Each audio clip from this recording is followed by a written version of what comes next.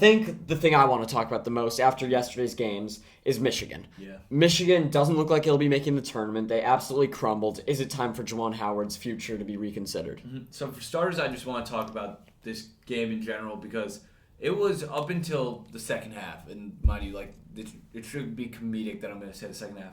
It was an actual fight. Like this was genuinely shaping up to be a very, very good game. Michigan led the entire first half. Halftime in, I don't know what went on during halftime, but after halftime, I think Michigan went it was 2 Ice for cold. 20 from the field. Yeah. That was an absolute meltdown. I like to use that word because that's the only way you can truly describe it. It was an absolute meltdown.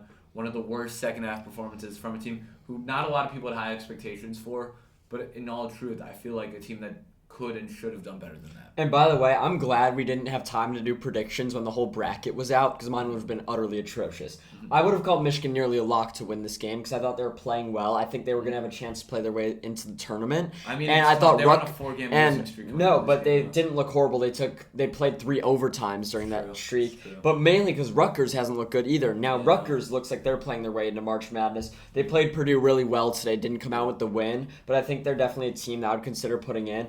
Also, the Ohio State. Yeah. Them beating Wisconsin's a pretty big deal because Wisconsin's fighting for their spot. I think we could call Wisconsin's future sealed. I think they're NIT bound. Yeah. But I would have never predicted that either, let alone for Ohio State to go on and win another game. Yeah. The only thing I would have rolled with is Penn State looking very good. I think Penn State should play their way into the tournament. Big game today. But going back to Michigan, I think Juwan, I would start reconsidering his future. It's not a really big Michigan move to fire an alumni guy who's loyal to the program this soon, especially when his kid is probably the second best player on the team, maybe third after Kobe Buffkin. I'd say so. I mean, Jet, realistically, is leaving for the draft this year. Yeah. Projected lottery pick.